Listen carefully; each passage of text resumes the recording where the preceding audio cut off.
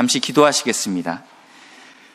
사랑해 주님 감사합니다. 귀한 청년들 주님께서 아름답게 자라게 하시고 예수를 주로 고백할 수 있도록 은혜 주시니 감사합니다. 귀한 청년들이 든든하게 세워질 수 있도록 은혜를 부으시고 우리 교회가 다음 세대가 부흥할 수 있는 놀라운 하나님의 은혜를 부으시고 인도하여 주시옵소서. 하나님, 우리의 인생의 소망 되시는 예수님에 대해서 듣게 됩니다. 진정으로 우리 청년들이 인생의 주인 되신 예수님을 소망할 수 있도록 인도하시고 역사해 주시옵소서. 감사드리며 예수님의 이름으로 기도했습니다. 아멘. 네, 오늘 설교 제목은 우리의 소망은 예수님입니다. 이런 제목입니다. 많은 청년들이 교회를 떠나고 있습니다. 현실은요. 그래서 2018년도에 한 기관에서 조사를 했는데 대한민국의 우리 20대 청년들의 복음화율이 3%다라고 조사했습니다. 이것이 코로나 전이라는 것입니다.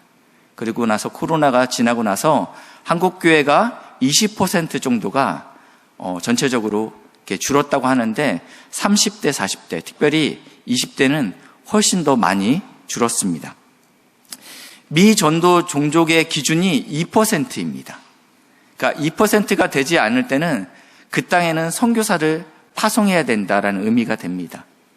근데 2018년도에 3%였던 우리 청년들이 지금은 몇 %인지 정확한 통계는 나와 있지 않습니다.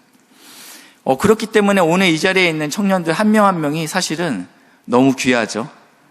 네, 볼 때마다 가슴이 떨리고 앞에서 찬양 인도하는 우리 창대 형제는 초반에는 이렇게 보면대를 잡았는데 보면대가 달달달달달달 떨리더라고요. 네. 그래서 나는 우리 형제들을 보면서 우리 자매들을 보면서 너무 귀하다 이런 생각들 갖게 됩니다. 1인당 GDP는 3만 불이 넘어섰습니다.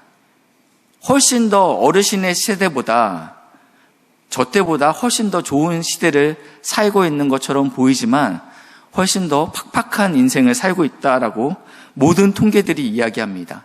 어렵게 대학에 취직하고 그리고 대학에 취직 안 했죠. 대학에 들어가고 또 어렵게 그 경쟁을 뚫고 직장에 들어갑니다. 직장도 쉽지 않게 되죠.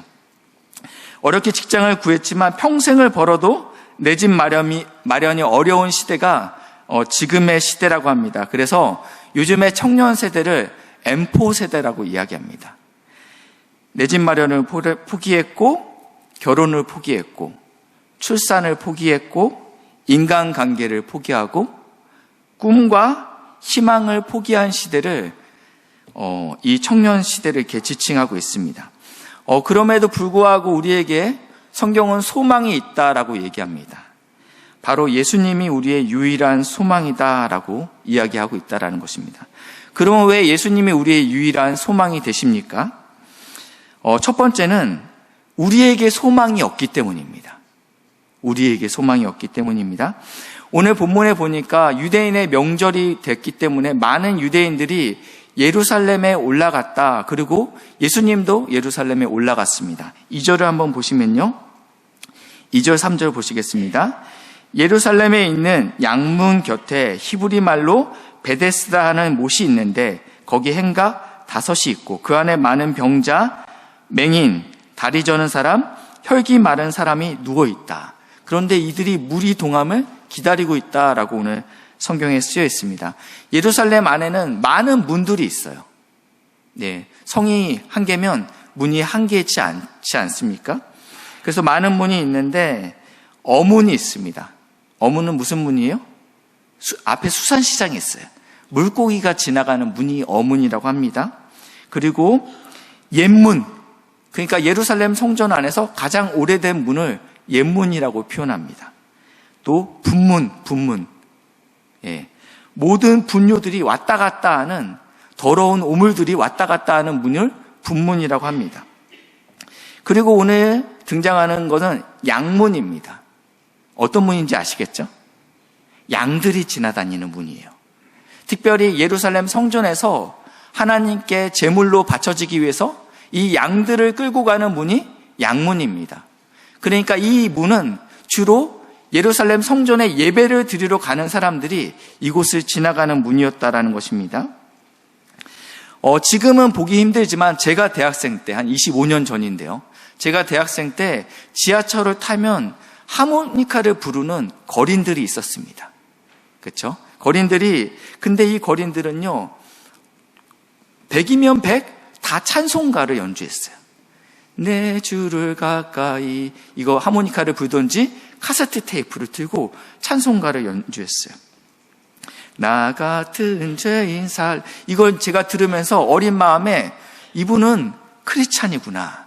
그래서 제가 학교를 가는 아침에는요, 500원짜리 동전을 꼭 양쪽 주머니에다가 3-4개씩 넣고 다녔어요.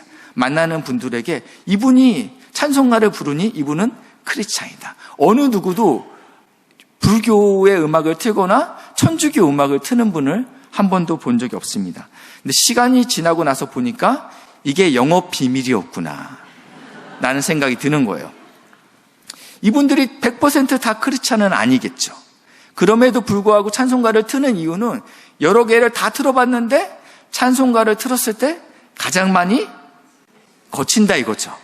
그래서 이것들이 이제 영업 비밀은 더 이상 안 됐지만요. 그래서 이제 모든 사람들이 다 찬송가를 틀게 됐죠. 마찬가지로 이 양의 문에 수많은 거린들이 있었던 이유는 성전에 드나드는 사람들에게 무엇이다 얻을까 해서 이 자리에 지금 앉아 있는데, 오늘 본문에서는 그것보다 더 큰 이유가 있다라고 이야기합니다. 더 중요한 이유가 있는데, 여기에는 베데스다라는 연못이 있다. 이 신비한 연못이 있는데 물이 움직일 때마다 누구든지 가장 먼저 들어가는 사람은 어떠한 병이든 낫게 된다. 이런 전설이 있다라는 거예요. 그래서 많은 일부의 학자들은 이렇게 표현합니다. 이 베데스다 연못은 간헐적으로 용천수가 이렇게 나오는데, 용천수가 나올 때 그때 물이 동한다. 그래서 그때 피부병이나 관절염 등 앓은 환자들이 낫기도 했을 거라는 추측을 일부 학자들은 하기도 합니다. 그게 사실이든 전설이든 오늘 많은 사람들이 이 전설을 믿고 그 자리에서 다 머물러 있다라는 것입니다. 낫기를 바라는 많은 환자들이 있는데 거기에는 아토피 환자들도 있었을 것이고요. 또 치질이 있는 환자도 있을 수 있고 고지혈증, 여러 환자들이 있지만 오늘 본문에서는 굳이 세 부류의 환자만 언급하고 있습니다. 첫 번째는 맹인, 두 번째는 다리 저는 사람, 세 번째는 혈기 마른 사람을 언급하고 있어요. 첫 번째 맹인은 소경이죠. 앞을 보지 못합니다.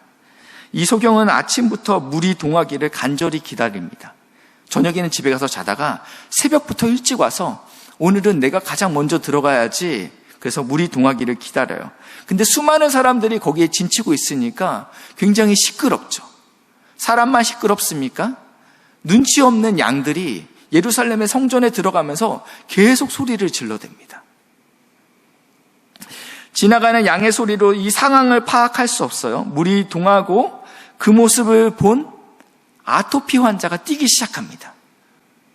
막 사람들이 일어나서 막 뛰고 있는데 여전히 소경은 상황 파악을 못하고 있어요. 어디선가 풍덩거리는 소리를 듣고 나서야 물이 동했구나, 오늘도 놓쳤구나, 그걸 인식할 수 있다는 거예요. 두 번째 사람은 다리 저는 사람입니다. 아침부터 여전히 와서 오늘은 내가 먼저 들어가야지, 그래서 그 베데스다 연못을 계속 뚜렷하게 쳐다보고 있어요. 다행히 물이 동하는 것을 가장 먼저 봤어요. 소경과 다르죠. 그래서 최선을 다해서 절뚝절뚝 걸어갑니다. 하지만 옆에 있던 소화불량 환자가 아주 빠르게 들어가죠. 못 이기잖아요. 마지막으로는 혈기 마른 사람입니다. 이 원어 성경에는 마비 증상이 있는 자라고 표현하고 있습니다. 중풍병자. 중풍병자의 상황은 어떠합니까? 이들보다 더 악하죠. 더 좋지 않은 상황입니다. 오늘 세 부류의, 성경에서 특별히 이 세 사람, 세 부류의 환자만 기록하고 있는데 이들의 공통점이 있어요. 절대 자신의 힘으로 먼저 들어갈 수 없는 자들을 기록하고 있다는 거예요. 자기 안에 어떠한 소망이 발견되지 않는 사람들을 지금 기록하고 있습니다. 첫 번째, 왜 예수님만이 소망이냐? 우리 안에 소망이 없다. 이게 첫 번째입니다. 두 번째, 왜 예수님만이 우리의 소망이 되십니까? 세상은 잘못된 소망을 추구하기 때문입니다. 헛된 소망을 추구한다라는 말씀입니다. 이 베데스다 연못에는요, 소망 없는 자들로 바글바글합니다. 근데 이들은 어떤 생각을 갖고 있냐면 자신의 힘과 능력으로 내가 1등 하겠다라는 생각이 있어요. 나의 스피드와 나의 빠름, 그리고 나의 노력, 그리고 나의 끈기, 인내, 그리고 나의 헌신으로 내가 1등하고 말 거야. 이런 생각으로 그 자리를 차지하고 있다는 것이죠. 이 베데스다라는 것은요, 베트, 그리고 헤세드 합성어예요.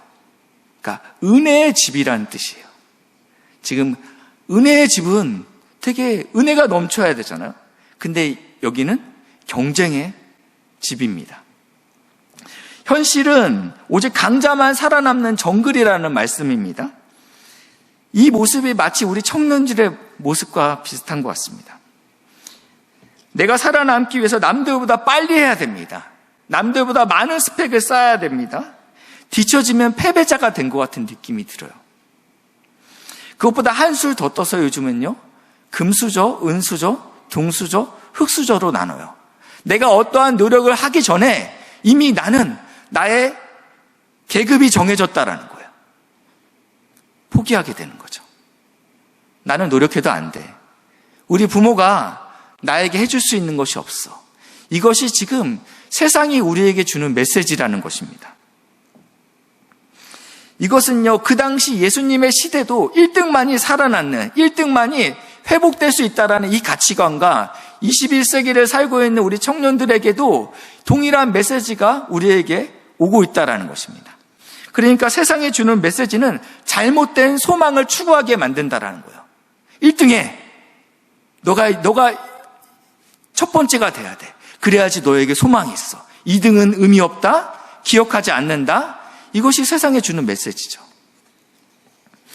세상은 헛된 희망을 우리에게 준다. 그렇기 때문에 오직 누가 소망이다? 예수만 소망이다라는 것입니다. 오늘 이런 상황에 오늘의 본문의 주인공이 5절에 드디어 등장합니다. 5절 보실까요? 거기에 38해 된 병자가 있더라. 앞에 있는 세 부류의 환자보다 좀 더 심각합니다. 그는 누워 있었어요. 앉아 있었던 것이 아니고 누워 있습니다. 이 환자도 처음에는 자기가 비록 걷지 못해도 끈기가 있으니까 기회가 주어질 거라고 믿고 있었어요. 20년 차가 됐습니다. 어느덧 자기보다 먼저 왔던 사람들은 대부분 죽거나 아주 특별한 소수만 첫 번째로 들어가서 회복이 되는 경험을 했을 거라고 생각이 듭니다. 이제는 자기가 거기서는 완고가 된 거예요. 38년이 동안 그곳에서 헛된 희망을 가지고 누워 있습니다. 번호표를 만약에 뽑아서 뽑는 순서대로 들어갈 수 있다면 들어갔을 텐데 그러지 못했죠. 아니면 중증 장애자나 경로 우대 같은 어떠한 사회적 배려가 있었다면 들어갔을 텐데 여기는 경쟁의 사회예요. 무조건 1등해야 되는 사회라는 것입니다. 그런데 6절과 7절 우리 같이 한번 보시겠습니다. 6절 한번 읽어보시겠어요? 시작.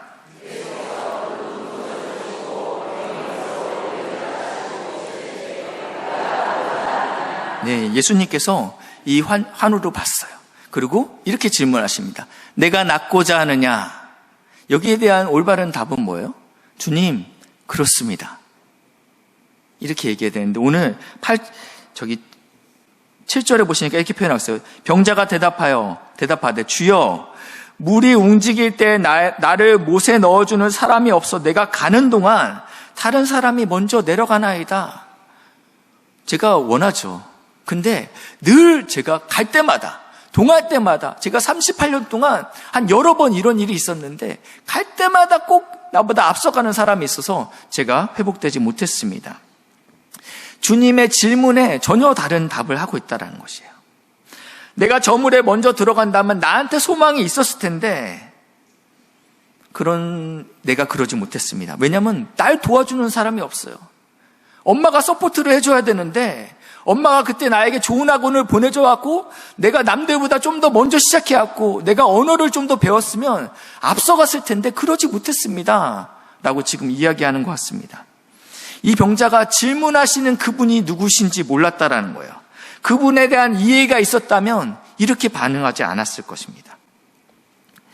우리에게는 소망이 없고요. 세상의 가치관은요, 잘못된 소망을 추구하고 있습니다. 그런데 어떻게 우리가 소망을 찾을 수 있겠습니까? 세상은 잘못된 소망을 우리에게 가르치는 1등만이 너가 살 길이야.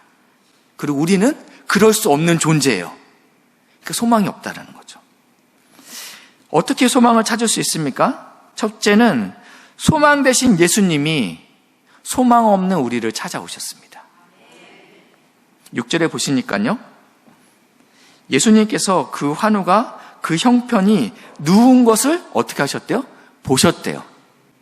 병이 오래된 줄 어떻게 하셨대요? 아셨대요.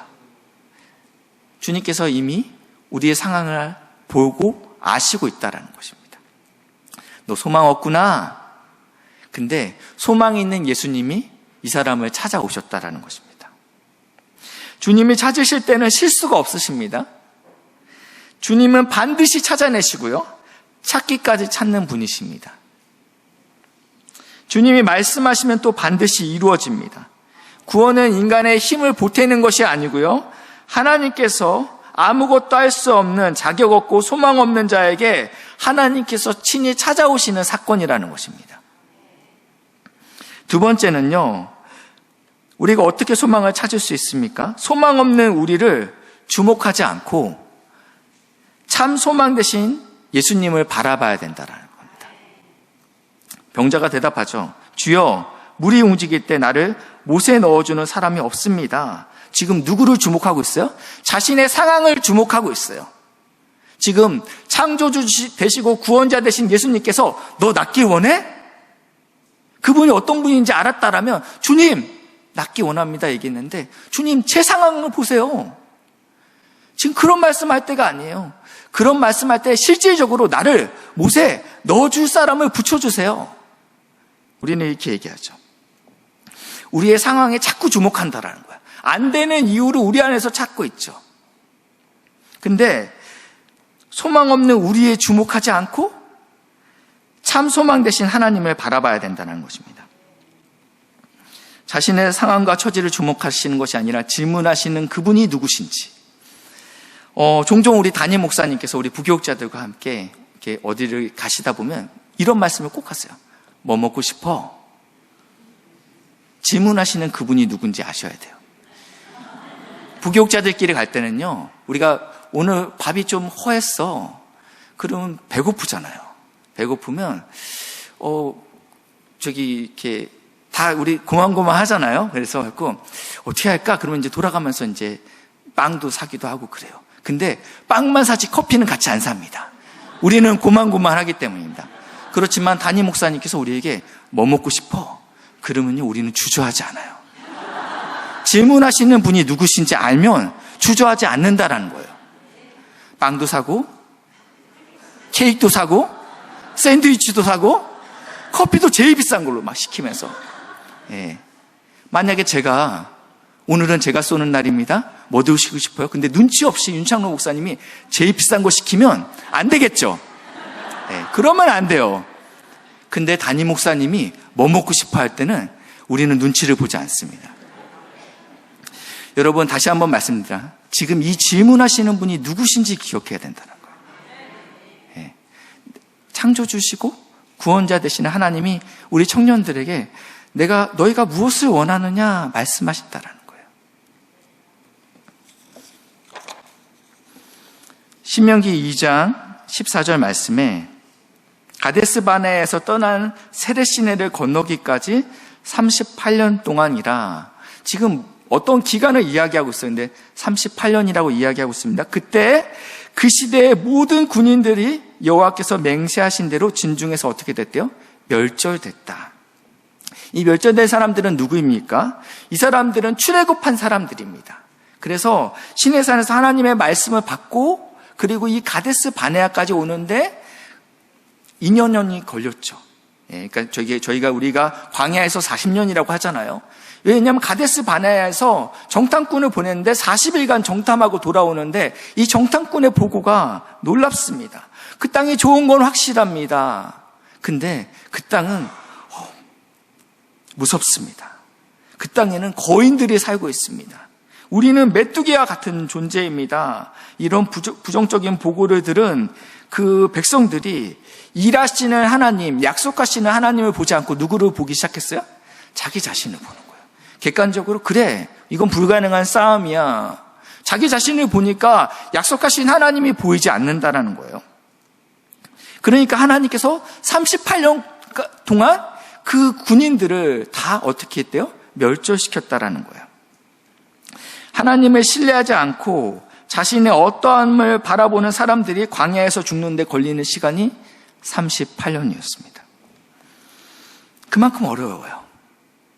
우리의 자랑과 행함, 그래, 내가 교회를 위해서 이렇게 애쓰고 수고했지. 나의 인내, 그리고 나의 수고와 헌신을 주목하지 않으셨으면 좋겠습니다. 자랑과 행함과 인내와 수고와 헌신을 내세우는 것은 은혜를 베푸신 하나님 앞에서 교만이기 때문입니다. 왜냐하면 그 힘도 하나님이 주셨잖아요. 내가 인내할 수 있었던 것도, 내가 헌신할 수 있었던 것도 누가 주셨어요? 하나님이 주셨기 때문에 우리가 내세울 게 없다는 것입니다. 오늘 목사님 말씀하셨잖아요. 아무 육체도 하나님 앞에서 자랑할 것이 없다라고 말씀하셨어요. 두 번째로는요, 자신의 연약함을 주목하는 것은, 내 연약함을 주목하는 것은 크신 하나님에 대한 불신앙입니다. 하나님, 저는요 아무것도 아닌데요. 아시잖아요. 저 부족한 거요, 못하는 거요.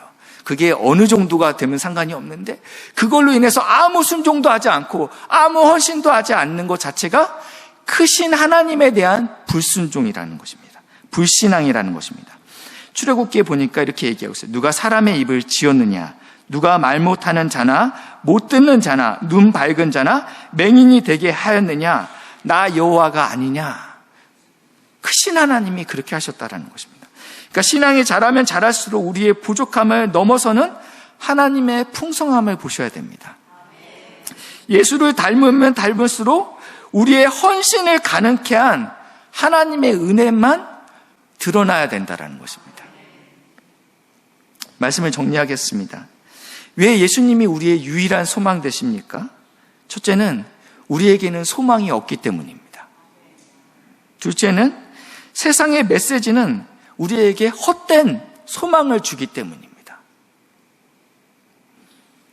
그럼에도 불구하고 우리가 소망을 찾을 수 있는 이유는 소망 되신 예수님이 소망 없는 우리에게 찾아오셨기 때문입니다.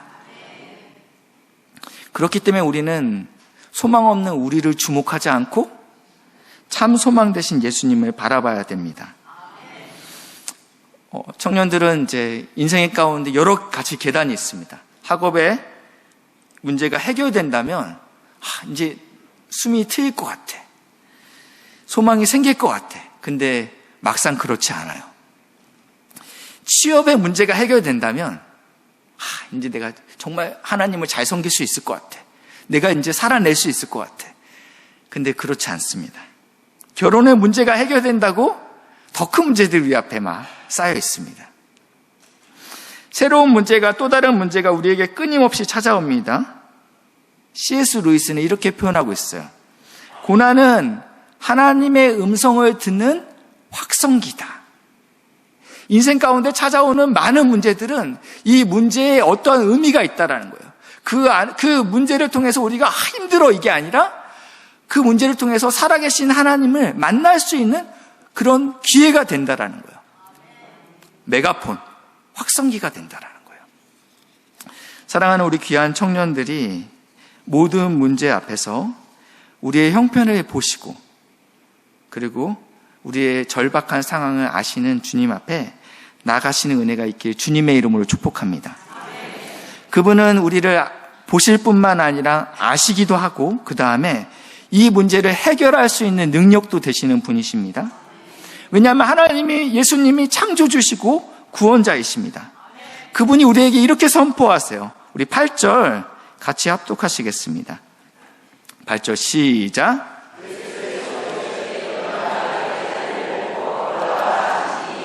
아멘. 주님께서 말씀하십니다. 사랑하는 청년들에게 얘기해요. 머물러 있지 마. 38년 동안 거기서 냄새나는 곳에서, 소망 없는 곳에서 그렇게 있지 말고 이제는 일어나 걸으라 라고 말하고 있습니다. 사랑하는 청년들, 그 예수님을 잘 붙잡고 가는, 그리고 저와 우리 성도님들도 소망 되신 예수님을 잘 붙잡으시는 믿음의 귀한 은혜가 있길 주님의 이름으로 기도하겠습니다.